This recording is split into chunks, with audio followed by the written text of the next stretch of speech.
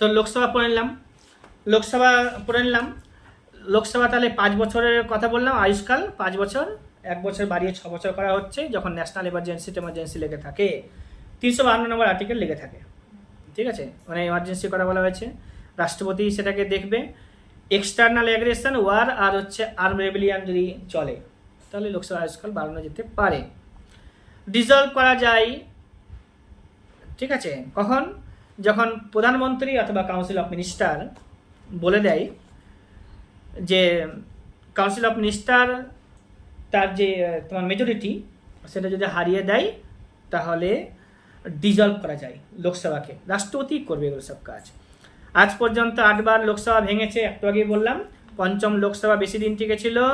আর লোকসভাতে যদি লড়তে হয় তাহলে ভোটার লিস্টে যে কোনো রাজ্যে